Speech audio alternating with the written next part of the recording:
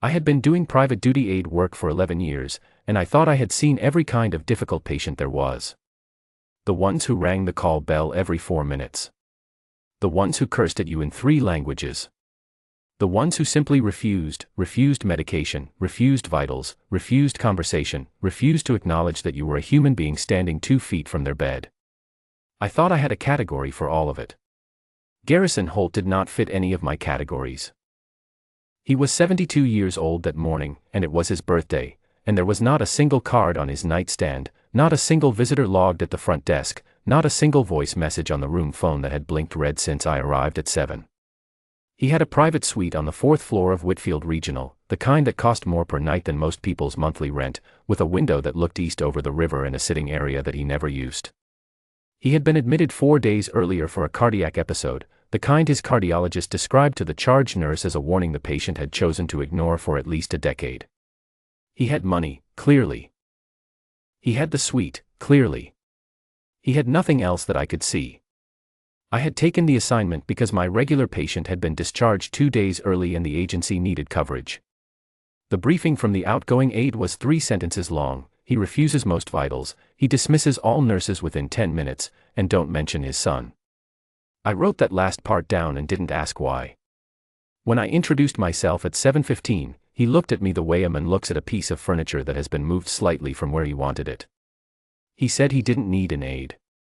I told him the agency had been contracted through the hospital and I was required to be present.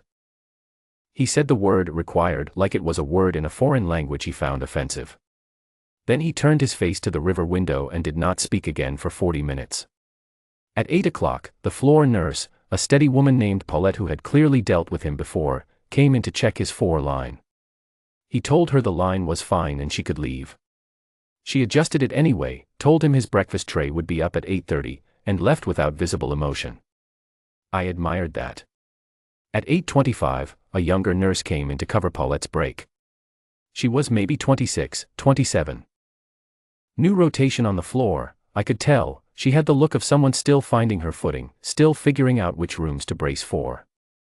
She introduced herself and reached for his chart. He said, without looking at her, "I don't want you in here." She stopped. Didn't retreat, didn't flush. She said she needed to check his chart and it would only take a moment. He turned from the window then and looked at her directly, the way a man looks when he has decided to be clearly understood. He said, "I don't want any of you in here. I never have. I am alone on my birthday by choice, not by circumstance, and I would like every nurse on this floor to understand that and act accordingly." He said it without raising his voice. That was what made it worse than shouting. She looked at the chart, made her note, and started toward the door.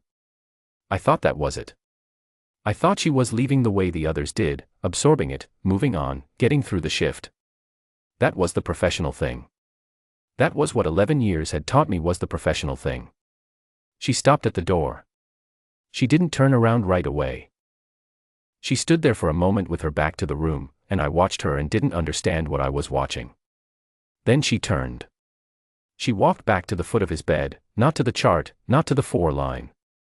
She looked at the small framed photograph on his nightstand, a soldier in desert utilities, a young man maybe 23 or 24, smiling in bright flat light with mountains behind him. She looked at it for 2 full seconds and something in her face changed. Not dramatically. A settling. A stillness, the way a person goes still when they suddenly know where they are. She said, quietly, "Coast Province." Garrison Holt's eyes moved to her. She said, "2nd Ranger Battalion. 3rd quarter, 2021. He didn't speak. He was watching her the way I imagine a man watches when he has heard a name spoken that he had decided would never be spoken again, in a room he had decided would never contain it.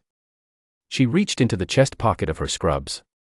She produced a coin, a military challenge coin, the kind units have made, worn brass with an emblem I couldn't make out from where I was sitting. She set it on the foot of his bed. She did not push it toward him.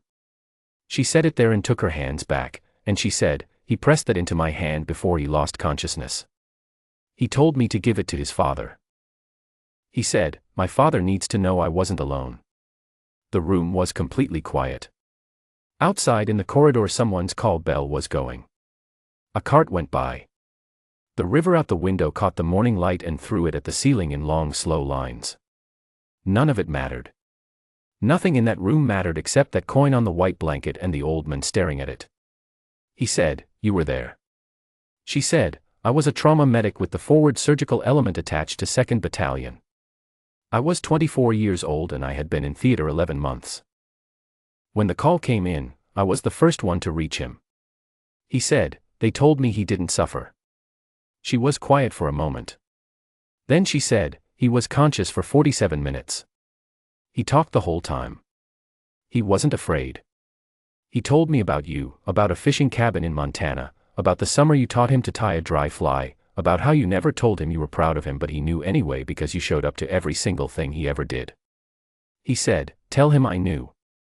I have done this work for 11 years. I have sat in rooms while families received news. I have watched men and women receive diagnoses and take them like a blow to the sternum and then straighten slowly and try to keep breathing. I have seen grief in many rooms. I had never seen a man's face do what Garrison Holt's face did then. It didn't crumble. It didn't collapse into weeping. What happened was smaller and more serious than that. It was the face of a man who has been carrying something very heavy for a very long time, in the dark, alone, and who has just been told he can set it down. His jaw moved once. His eyes went bright and stayed that way. He reached out his right hand, the one with the 4 line taped across the back of it, and he picked up the coin. He closed his fist around it and brought it to his chest. He said, "What is your name?"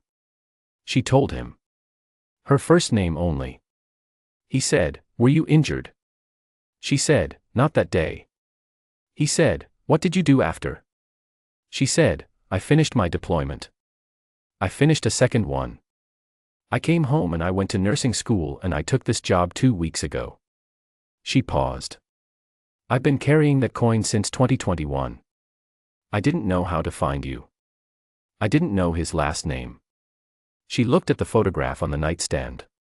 "But I knew that face." He looked at her for a long time. Then he said, "Sit down." She sat in the chair beside his bed, the chair I'd been in since 7:15, which I had quietly vacated without thinking about it. I stepped into the corridor. I needed a moment and I think she needed the room. I stood outside the door with my back to the wall and I looked at the floor, and I thought about the briefing I'd gotten that morning, don't mention his son, and I thought about how completely wrong that advice had turned out to be. Not wrong as in harmful. Wrong as in, the exact opposite of what this man had needed for 3 years. There was a soldier down the hall. I had noticed him earlier, a young man in civilian clothes but carrying himself in a way that civilian clothes can't quite cover, visiting a patient in room 412. I had seen a second one with him, same bearing, same quiet economy of movement. I don't know what made me walk toward them.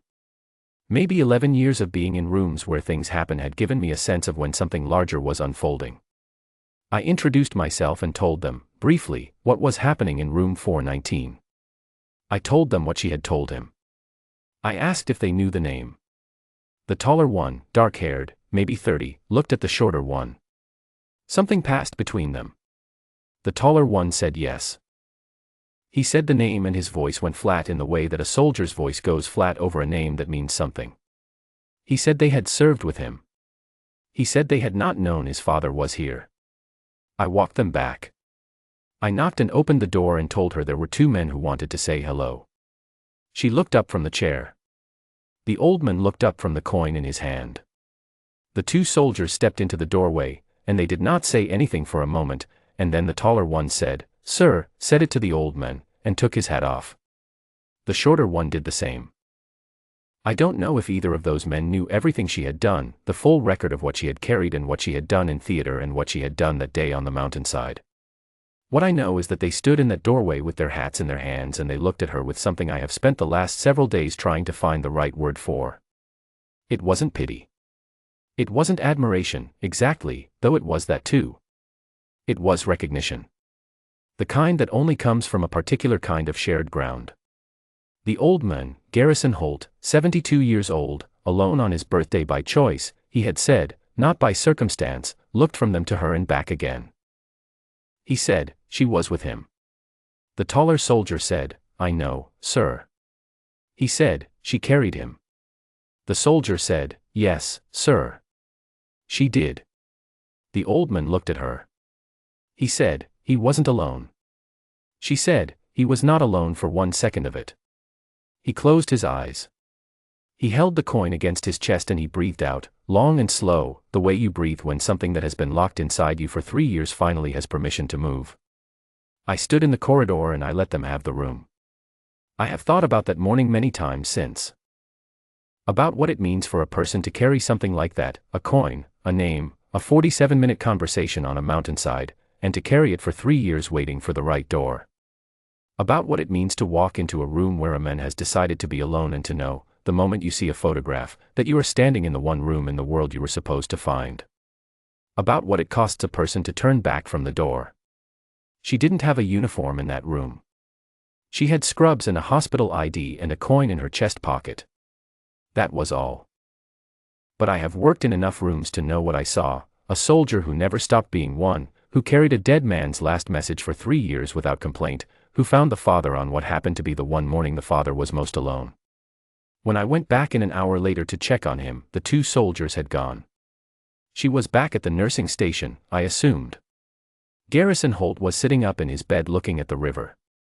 The coin was on the nightstand beside his son's photograph. His face was different from the face I had walked into at 7:15. I couldn't have told you the exact nature of the difference. But it was the face of a man who has been given something he had stopped believing anyone could give him. He looked at me when I came in. He said, "Thank you for bringing them." I said it was no trouble. He said, "What is her name again?" I told him. He nodded once, slowly, the way a man nods when he is memorizing something. Then he turned back to the river. And for the first time since I had arrived that morning, the silence in that room was not the silence of a man alone. It was something else entirely. Something I don't have a clinical word for. Something that, after 11 years in these rooms, I was not sure I had ever seen before.